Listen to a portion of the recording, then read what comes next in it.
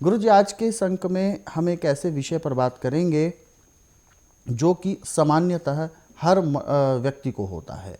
वो है हमारे कंधों के जोड़ जो होते हैं, कंधों में दर्द इतना उत्पन्न हो जाता है कि कभी कभी या तो ज़्यादा मेहनत कर ली, क्योंकि अक्सर आम तौर पर इतनी मेहनत हमारे नहीं होती है, ख़ास तौर पर शहरी क्षेत्र के निवासियों के लिए।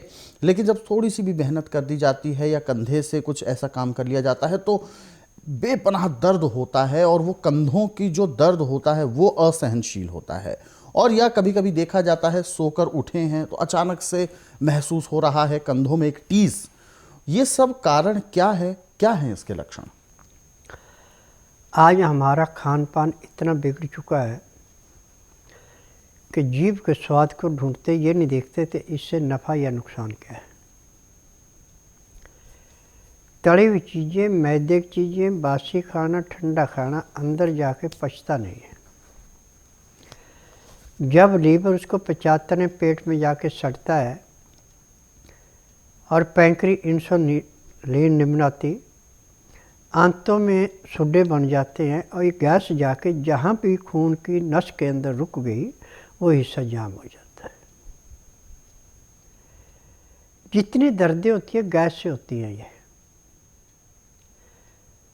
चाहे वापसी खून की नस है, चाहे भ्रमण करने साफ खून की नस है, जब इसके अंदर गैस रुक जाए और जहाँ पे खून का दौरा आगे की सप्लाई बंद हो जाए वहाँ पे भयंकर जकड़न पैदा होती है। अब एलोपैथिक में तो इसको या तो पेन किलर खिला देते हैं या स्वाराट दे देते हैं, जिससे उसको थोड़ी सी वहाँ पे सुनगी आती है और वो सोचता है कि अब मेरा रोग कट गया, परंतु रोग कटता नहीं है। आयुर्वेद में, यूनानी में, होम्योपैथिक में जो दवाइयाँ देते हैं उन दवाइयों से थोड़ी सी उसके अंदर गर्मी आती है, जिससे थोड़ी सी गैस निकलती है, बाद में फिर भविष्य के विष जाम हो जाती है। परंतु स्वस्थ विचार में इस बीमारी को बहुत गहराई से लिया है।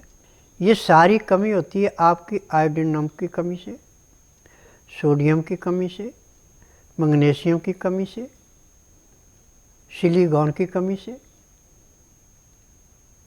जब ये चीज़ें हम अनाज से, सब्जियों से, फलों से, दालों से निकाल के फेंक देते हैं और अंदर सिर्फ कचरा भरते हैं तो ये रोग हमारा दिन दुगने रातें चौगुनी बढ़ता है।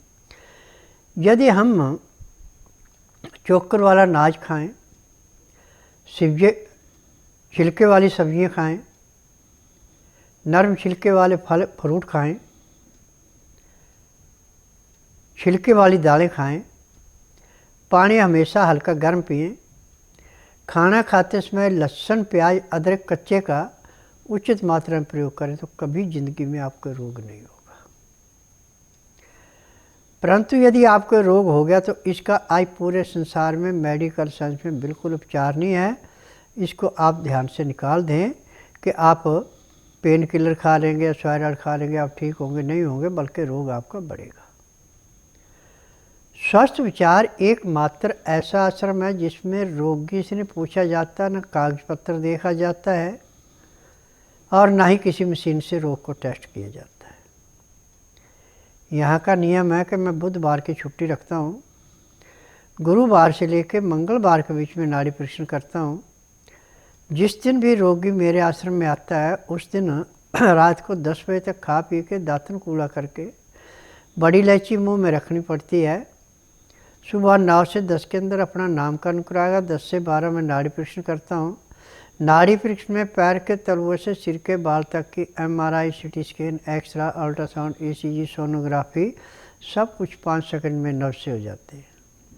उसके अनुसार रोगी को बताया जाता है कि आपको ये तकलीफ़ है, इतनी पुरानी है और ये इसके परहेज, आप परहेज कर सकते हैं तो मैं दवाइयाँ लिखता हूँ, परहेज नहीं कर सकते तो दवाई नहीं लिखूँगा। क्योंकि मेरी दवाई मेरे आश्रम के अलावा आपको बाहर कहीं नहीं मिलेगी, ना तो किसी आयुर्वेदिक फार्मेसी में मिलती है ये, और एलोपैथी का तो अपने पास नाम ही नहीं है। मेरी दवाइयाँ सारी जड़ी बूटियाँ हैं जिनसे दवाइयाँ बनाई जाती हैं, और ये दवाइयाँ ऐसी हैं कि एक खुराक लेने के 10 मिनट के अंदर अपना रिजल्ट दिखा देती हैं। एलोपैथिक दवाई यदि आपको दी जाए तो वो कम से कम 15 से 20 मिनट का समय लेती है, परंतु मैंने जो जड़ी बूटियों से दवाइयाँ बनाई हैं ये ज़्यादा से ज़्यादा 10 मिनट का टाइम लेती है और जहाँ पे आपको भयंकर दर्द हो रहा है उसको समाप्त कर देती है। अब इसमें खाने की दवाइयाँ हैं, पीने की दवाइयाँ हैं, मालिश करने के तेल हैं, आँख में नाक में डालने की दवाइयाँ हैं।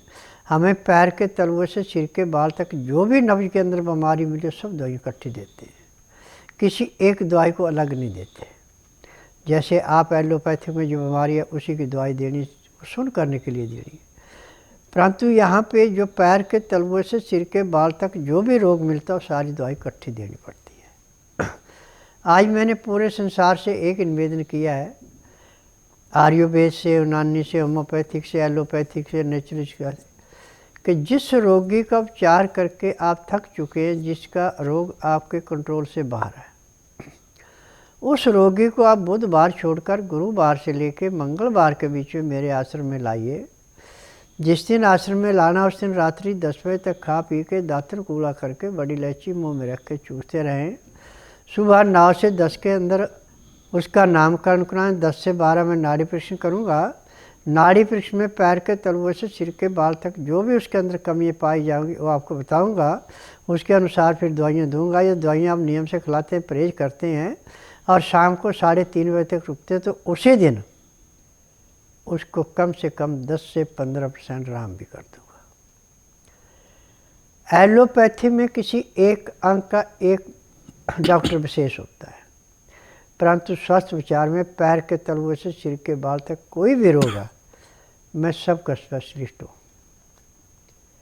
मुझे नहीं बताना पड़ता कि मुझे क्या बीमारी है, कितने साल से, न कागज पत्र लाना पड़ता है, ना माँ बाप की हिस्ट्री बतानी पड़ती है, ना नाना नानी की, ना दादा दादी, किसी की हिस्ट्री नहीं बतानी पड़ती जैसे आप एलोपैथिक में बताते हैं। और एलोपैथी की एक विशेषता है कि यदि एक बार आपको कोई दवाई स्टार्ट करा दी तो जब तक आपके शरीर के अंदर सांस है तब तक दवाई खानी पड़ेगी।